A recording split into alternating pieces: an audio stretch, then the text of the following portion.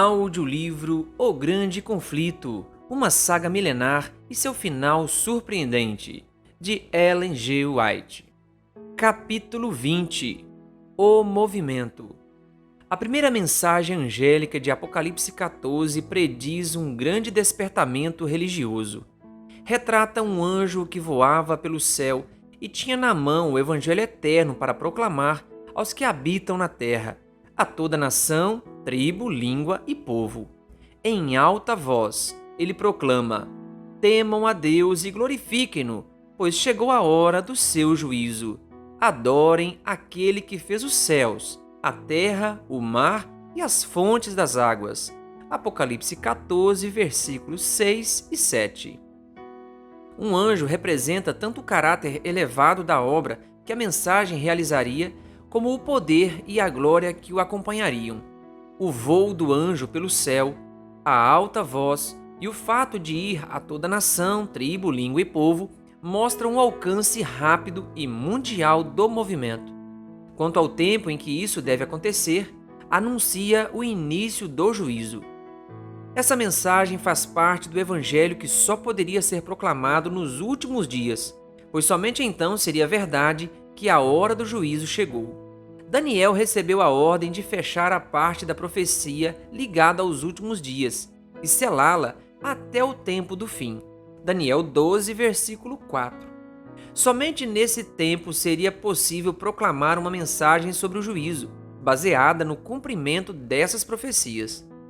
Paulo advertiu a igreja a não aguardar a vinda de Cristo em seus dias.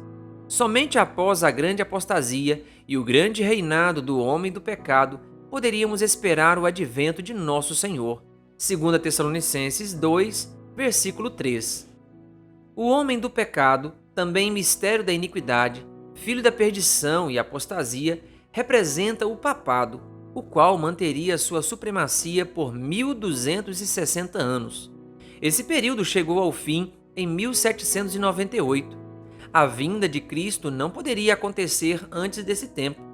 A palavra de cautela dada por Paulo abrange toda a era cristã até o ano de 1798. A mensagem da segunda vinda de Cristo deveria ser proclamada após esse período. Nenhuma mensagem dessa natureza foi anunciada em eras passadas. Conforme vimos, Paulo não a pregou. Ele apontou para a vinda do Senhor em um futuro então distante. Os reformadores não o proclamaram. Martinho Lutero disse que o juízo ocorreria cerca de 300 anos depois de sua época. Desde 1798, porém, o selo do livro de Daniel foi removido e muitos têm proclamado a mensagem de que o juízo está próximo. Em diversos países. Assim como a reforma do século XVI, o movimento adventista apareceu em diferentes países na mesma época.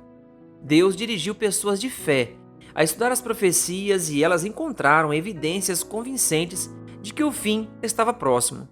Grupos isolados de cristãos chegaram à crença de que a vinda do Senhor estava próxima somente por meio do estudo das Escrituras. 3 anos depois de Miller chegar às suas conclusões acerca das profecias, o Dr. Joseph Wolff, o missionário ao mundo, começou a proclamar o breve retorno do Senhor. Alemão, filho de pais judeus, ele sentiu a convicção, desde muito jovem, de que a religião cristã era verdadeira. Ele ouvia com atenção as conversas na casa de seu pai, nas quais judeus devotos se reuniam para conversar sobre a esperança de seu povo, a glória do Messias vindouro e a restauração de Israel. Certo dia, ao ouvir menção a Jesus de Nazaré, o menino perguntou quem ele era. Um judeu de enorme talento, foi a resposta do pai. Mas por fingir ser o Messias, o tribunal judaico o sentenciou à morte. O garoto perguntou: por que Jerusalém está destruída e nós estamos em cativeiro? Ai, ai, respondeu o pai, porque os judeus mataram os profetas. Imediatamente veio à mente do menino o pensamento: talvez Jesus também tenha sido um profeta, e os judeus o mataram, embora fosse inocente. Embora fosse proibido de entrar em igrejas cristãs, com frequência ele ficava ao lado de fora para ouvir as pregações. Quando tinha apenas 7 anos de idade, o menino estava se gabando para um vizinho cristão do triunfo futuro de Israel, na ocasião em que o Messias viesse. O velhinho disse com bondade: "Caro menino, eu vou lhe contar quem foi o verdadeiro Messias. Foi Jesus de Nazaré, a quem seus antepassados crucificaram. Vá para casa e leia o capítulo 53 de Isaías, e você se convencerá de que Jesus Cristo é o Filho de Deus." Ficou surpreso ao ver como esta havia se cumprido com perfeição em Jesus de Nazaré. As palavras daquele cristão seriam verdadeiras? O garoto pediu ao pai uma explicação para aquela profecia, mas a resposta foi um silêncio tão severo que ele nunca mais ousou se referir ao assunto. Quando tinha apenas 11 anos de idade, saiu de casa para estudar, escolher sua religião e seu ofício. Sozinho e sem dinheiro, precisava se virar por conta própria. Estudava com afinco, sustentando-se por meio de aulas de hebraico. Ele aceitou a fé católica e foi continuar seus estudos no Colégio da Propagação da Fé, em Roma. Ali, atacou abertamente os abusos da igreja e apelou por uma reforma. Depois de um tempo, foi mandado embora de Roma. Ficou claro que ele nunca se sujeitaria ao domínio católico romano. Seguiu para a Inglaterra e se uniu à Igreja Anglicana. Após 2 anos de estudo, em 1821, foi enviado em sua missão. Wolff entendeu que as profecias apontavam para a segunda vinda de Cristo com poder e glória. Enquanto tentava conduzir seu povo a Jesus de Nazaré, o Messias prometido, e mostrar a eles que sua primeira vinda, além de representar o sacrifício pelo pecado, também lhes ensinava sobre a segunda vinda. Wolff acreditava que a vinda do Senhor estava muito próxima. Sua interpretação dos períodos proféticos identificavam o acontecimento com poucos anos de diferença na predição de Miller. O Senhor não nos deixou os sinais dos tempos para que conhecêssemos pelo menos a aproximação de sua vinda, assim como sabemos que o verão se aproxima pelas folhas da figueira? Saberemos o suficiente pelos sinais dos tempos para nos convencer a nos preparar para seu retorno, assim como Noé preparou a arca. Contra as interpretações populares. Acerca do sistema popular de interpretação das Escrituras, Wolff escreveu: "A maior parte da igreja cristã se afastou do sentido claro das Escrituras e supõe que onde se lê judeus, deve-se ler gentios, e onde se lê Jerusalém, deve-se interpretar igreja. E se está escrito terra, significa céu, e sobre a vinda do Senhor, compreende-se o progresso de suas sociedades missionárias. E subir ao monte da casa do Senhor quer dizer uma grande reunião dos metodistas." De 1821 a 1845, Wolff viajou para o Egito, Etiópia, Palestina, Síria, Pérsia, Bucara, Índia e Estados Unidos. O poder da palavra. O Dr. Wolff viajou pelos países mais desprovidos de civilização sem proteção alguma, suportando dificuldades e cercado por perigos incontáveis. Passou fome, foi vendido como escravo, foi 3 vezes condenado à morte, sofreu ataques de ladrões e houve ocasiões em que quase morreu de sede. Certa vez, foi destituído de todas as suas posses e precisou viajar centenas de quilômetros a pé pelas montanhas, com a neve assolando seu rosto e os pés descalços, amortecidos pelo chão congelado. Quando as pessoas o advertiam a não sair desarmado em meio a tribos selvagens hostis, ele respondia que estava munido de armas, oração, zelo por Cristo e confiança em seu auxílio. Também estou cercado pelo amor de Deus e do próximo no coração, com a Bíblia em mãos.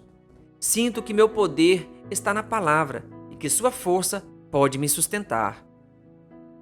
Ele continuou a trabalhar até a mensagem haver se espalhado por boa parte do mundo povoado. Em meio a judeus, turcos, persas, hindus e outras nações e raças, ele distribuiu a palavra de Deus em diversos idiomas e em todos os lugares anunciava a vinda do Messias. Em Bucara, encontrou um povo isolado que defendia a doutrina do breve retorno do Senhor. os árabes do Iêmen, contou, possuem um livro chamado Sira, o qual prediz a segunda vinda de Cristo e seu reinado em glória. Eles esperam que acontecimentos grandiosos ocorram no ano de 1840. Encontrei filhos de Israel da tribo de Dan, que esperam com os filhos de Rebeca a chegada iminente do Messias nas nuvens do céu.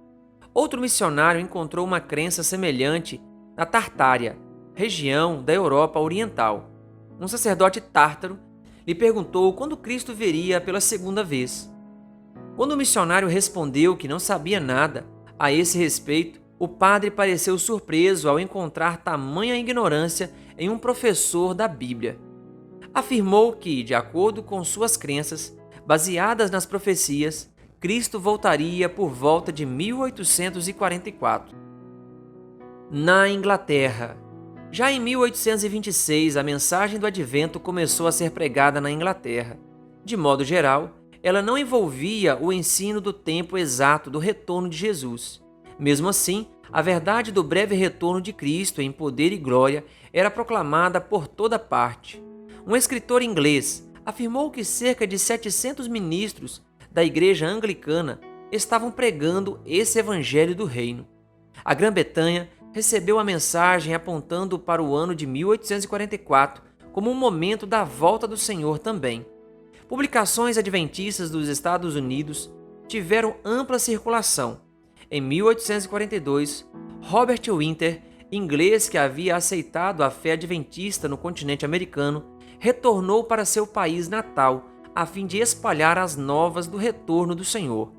Muitos se uniram a ele na obra em várias partes da Inglaterra. Na América do Sul, Lacunza, jesuíta da Espanha, aceitou a verdade do breve retorno de Cristo. Na tentativa de evitar a condenação de Roma, ele publicou sua versão, sob o pseudônimo de Rabino Ben Ezra, que afirmava ser um judeu convertido. Por volta de 1825, seu livro foi traduzido para o inglês e ajudou a aprofundar o interesse já despertado na Inglaterra. Na Alemanha e na Suíça. Na Alemanha, Bengel, pastor luterano e estudioso da Bíblia, ensinava a doutrina do breve retorno de Cristo. Enquanto preparava um sermão baseado em Apocalipse 21, a luz da segunda vinda de Cristo surgiu em sua mente, e as profecias do Apocalipse se abriram para seu entendimento. A importância e a glória das cenas proféticas o sobrecarregaram, e ele precisou se afastar do assunto por um tempo. No púlpito, a lembrança veio à tona vividamente. A partir de então, ele se dedicou ao estudo das profecias e logo passou a crer que a volta de Cristo estava próxima. A data que marcou para o tempo do segundo advento diferia em poucos anos da que Miller defendeu mais tarde. Os escritos de Bengel se espalharam em seu estado, Württemberg, e em outras partes da Alemanha. Os alemães ouviram a mensagem do advento na mesma época em que ela atraía a atenção em outras terras. Em Genebra, na Suíça, Galsen pregou o segundo advento. Quando iniciou o ministério, sentia-se inclinado a duvidar. Quando jovem, havia se interessado pelas profecias. Após ler Ancient Story, História Antiga, de Rowling, ele leu o segundo capítulo de Daniel. Ficou perplexo ao perceber como as profecias haviam se cumprido com exatidão. Aquele era um indício de que as escrituras, de fato, eram inspiradas. Ele não poderia continuar se satisfazendo com o racionalismo, e ao estudar a Bíblia, encontrou uma fé sólida. Ele passou a crer que a vinda do Senhor estava próxima. Impressionado com a importância dessa verdade, sentiu o desejo de apresentá-la ao povo. No entanto, a crença popular de que ninguém era capaz de compreender as profecias de Daniel consistia em um grave obstáculo. Assim como Farel fizera antes dele ao evangelizar em Genebra, finalmente decidiu começar com as crianças, na esperança de interessar os pais por meio delas. Contou: reúno um público de crianças. Se o grupo cresce e vejo que elas ouvem, se agradam e se interessam, que entendem e explicam o assunto, com certeza terei um segundo grupo em breve. E, dentro de pouco tempo, os adultos veem que vale a pena dedicar tempo para se assentar e estudar. Quando isso acontece, a causa vence. Quando falava às crianças, pessoas mais velhas vinham para ouvir. Os assentos de sua igreja ficavam cheios de ouvintes, pessoas de posição e conhecimento, bem como de estrangeiros e desconhecidos que visitavam Genebra. Por sua vez, eles levavam a mensagem a outras partes. Incentivado por isso, Galzen publicou suas lições com a esperança de promover o estudo dos livros proféticos. Posteriormente, tornou-se professor na Faculdade de Teologia, mas, aos domingos, continuava sua obra de falar a crianças e instruí-las nas Escrituras. De sua cátedra professoral, por meio da imprensa e como mestre dos pequeninos, por muitos anos ele atuou como instrumento para chamar a atenção do povo às profecias que mostravam a proximidade da vinda do Senhor. Crianças na Escandinávia. A mensagem do Advento também foi proclamada na Escandinávia. Despertou muitas pessoas a confessar e a abandonar seus pecados, pedindo perdão em nome de Cristo. Contudo, o clero da igreja estatal se opôs ao movimento, e alguns dos que pregavam a mensagem foram lançados na prisão. Em muitos lugares onde os oficiais silenciaram os pregadores do breve retorno do Senhor, Deus proclamou a mensagem por meio de criancinhas. Como eram menores de idade, o Estado não podia detê-las e tinham permissão de falar sem interferência. Nos lares simples dos trabalhadores, as pessoas se reuniam para ouvir a advertência. Alguns dos pregadores infantis não tinham mais do que 6 ou 8 anos de idade. Embora sua vida demonstrasse que amavam o Salvador, normalmente manifestavam apenas a inteligência e capacidade que as crianças de sua idade costumam ter. Entretanto, quando se levantavam diante das pessoas, uma influência além de seus dons naturais as movia. Seu tom de voz e postura mudavam, e com poder solene davam o alerta do juízo. Temam a Deus e glorifiquem-no, pois chegou a hora do seu juízo. As pessoas ouviam com tremor o Espírito de Deus falar aos corações. Muitos começaram a sondar as Escrituras. Bêbados e imorais mudavam de vida. Ocorreu uma mudança tão notável que até os pastores da igreja estatal precisaram admitir que a mão de Deus estava no movimento.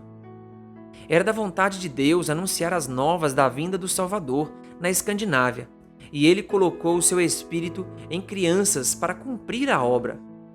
Quando Jesus se aproximou de Jerusalém, as pessoas intimidadas pelos sacerdotes e governantes cessaram a alegre proclamação ao adentrarem as portas da cidade.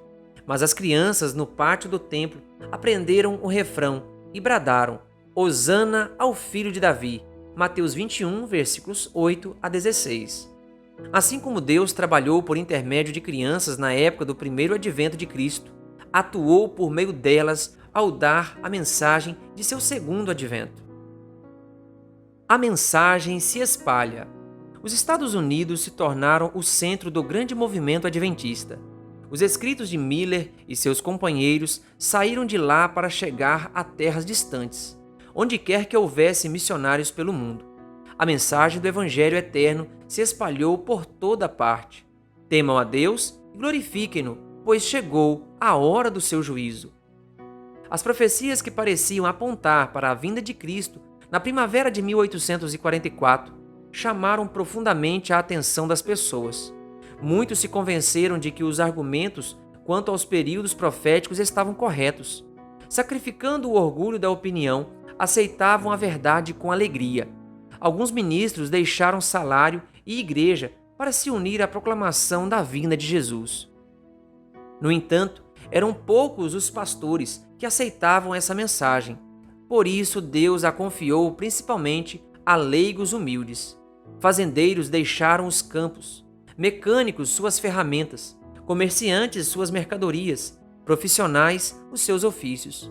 Voluntariamente enfrentavam um trabalho duro, pobreza e sofrimento, a fim de conclamar as pessoas ao arrependimento e à salvação. Milhares aceitaram a mensagem do advento. Simplicidade atrativa. Assim como João Batista, os pregadores miravam um machado na raiz da árvore e apelava para que todos dessem fruto que mostre o arrependimento. Mateus 3, versículo 8. Em forte contraste com a certeza de paz e segurança proveniente dos púlpitos populares, o testemunho simples das Escrituras levava a convicção que poucas eram capazes de resistir por completo. Muitos se achegaram ao Senhor em arrependimento. O sentimento que haviam dedicado às coisas terrenas por tanto tempo agora se destinava ao céu. Com o coração abrandado e submisso, uniram-se na proclamação da mensagem. Temam a Deus e glorifiquem-no, pois chegou a hora do seu juízo. Pecadores perguntavam em lágrimas: o que devo fazer para ser salvo? Aqueles que haviam sido desonestos estavam ansiosos para consertar as coisas. Todos que encontravam paz em Cristo ansiavam por ver outros partilharem as mesmas bênçãos. O coração dos pais se voltou ao dos filhos, e o coração dos filhos ao dos pais. Malaquias 4, versículos 5 e 6. Barreiras de orgulho e relutância foram derrubadas. As pessoas faziam confissões sinceras. Em toda parte, corações suplicavam diante de Deus. Muitos lutavam a noite inteira em oração para ter a certeza de que seus pecados haviam sido perdoados, ou pela conversão de parentes e vizinhos. Todas as classes, ricas e pobres, altas e baixas, estavam ansiosas por ouvir o ensino do segundo advento. O Espírito de Deus deu poder à sua verdade. As pessoas sentiam a presença de santos anjos nessas reuniões, e muitos se uniam aos fiéis todos os dias. Multidões imensas ouviam em silêncio as solenes palavras. Céu e terra pareciam se aproximar um do outro.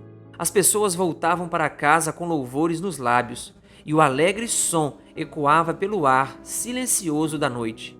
Ninguém que tivesse participado daquelas reuniões conseguiria esquecer as cenas do mais profundo interesse. Oposição. A mensagem de um momento definido para a vinda de Cristo despertou forte oposição de muitas pessoas em todas as esferas da sociedade, do ministro no púlpito ao mais ousado e rebelde pecador. Muitos afirmavam que não eram contrários à doutrina da segunda vinda, apenas objetavam ao tempo definido. Mas os olhos de Deus, que tudo veem, liam o coração de cada um. Aquelas pessoas não queriam ouvir que Cristo viria julgar o mundo com justiça. Suas obras não passariam na inspeção do Deus que sonda o coração, e tinham medo de encontrar seu Senhor. Assim como os judeus na época do primeiro advento de Cristo, aquelas pessoas não estavam preparadas para receber Jesus. Além de se recusar a ouvir os argumentos claros da Bíblia, ridicularizavam aqueles que aguardavam o Senhor. Satanás zombou de Cristo, dizendo que seu professo povo o amava tão pouco que não queria que ele voltasse. Aqueles que rejeitavam a fé do advento costumavam usar o argumento: ninguém sabe o dia, nem a hora. A passagem bíblica diz: quanto ao dia e a hora, ninguém sabe, nem os anjos dos céus, nem o Filho, senão somente o Pai. Mateus 24, versículo 36. Aqueles que aguardavam o Senhor davam uma explicação clara desse versículo e mostravam com toda clareza como seus oponentes o usavam de maneira equivocada. Uma declaração do Salvador não deve ser usada para invalidar outra. Embora ninguém saiba o dia nem a hora de sua vinda, somos instruídos a saber quando ela está próxima. Recusar ou negligenciar saber o quanto seu advento está perto será tão fatal para nós quanto foi para o povo dos dias de Noé não estar ciente da aproximação do dilúvio. Cristo disse: se você não estiver atento, virei como um ladrão, e você não saberá a que hora virei contra você. Apocalipse 3, versículo 3. Paulo fala sobre aqueles que aceitaram a advertência do Salvador. Mas vocês, irmãos, não estão nas trevas, para que esse dia os surpreenda como ladrão. Vocês todos são filhos da luz, filhos do dia. 1 Tessalonicenses 5, versículos 4 e 5. Entretanto, aqueles que queriam uma desculpa para rejeitar a verdade se recusavam a ouvir essa explicação, e as palavras "ninguém sabe o dia nem a hora" continuavam a ecoar na boca do zombador e até do suposto ministro de Cristo. Quando as pessoas começavam a perguntar sobre o caminho da salvação, líderes religiosos se intrometiam entre elas e a verdade, interpretando falsamente a palavra de Deus. Em geral, os mais devotos nas igrejas eram os primeiros a aceitar a mensagem, onde quer que as pessoas não fossem controladas pelo clero, onde quer que buscassem a palavra de Deus por si mesmas, só precisavam comparar a doutrina do advento com as escrituras para se convencer de sua autoridade divina. Muitos eram desencaminhados por maridos, esposas, pais ou filhos e levados a crer que era pecado até mesmo ouvir as heresias que os adventistas ensinavam. Deus enviou anjos para vigiar fielmente tais pessoas, pois outra luz brilharia sobre elas de seu trono. Aqueles que haviam aceitado a mensagem aguardavam a vinda de seu Salvador. O momento no qual esperavam encontrá-lo estava quase chegando, aproximando-se dessa hora com calma e solenidade. Ninguém que tivesse passado por isso seria capaz de esquecer aquelas horas preciosas de espera.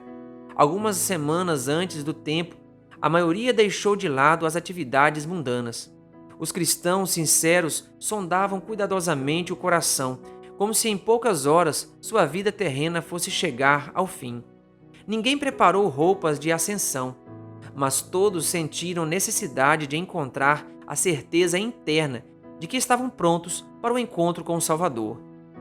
Suas vestes brancas eram a pureza de coração, um caráter purificado pelo sangue expiatório de Cristo. Ah, se o povo de Deus ainda demonstrasse a mesma busca de coração e a mesma fé intensa. Deus desejava provar seu povo. Sua mão cobriu um erro no cálculo dos períodos proféticos. O momento de expectativa, isto é, que Cristo voltaria na primavera de 1844, passou e Jesus não voltou. Aqueles que aguardavam o Salvador sentiram amargo desapontamento. No entanto, Deus estava provando o coração daqueles que afirmavam estar aguardando sua vinda. Muitos haviam agido por medo. Tais pessoas declararam que nunca tinham acreditado que Cristo viria. Estiveram entre os primeiros a ridicularizar a tristeza dos verdadeiros fiéis. Mesmo assim, Jesus e todo o céu olhavam com amor e compaixão para os fiéis desapontados. Se o véu que separa o visível do invisível pudesse ter sido aberto um pouco, esses cristãos leais teriam visto anjos se aproximando deles para protegê-los das flechas de Satanás. Que Deus lhe abençoe. Se inscreva no canal Bom da Bíblia no YouTube e ative o sininho das notificações.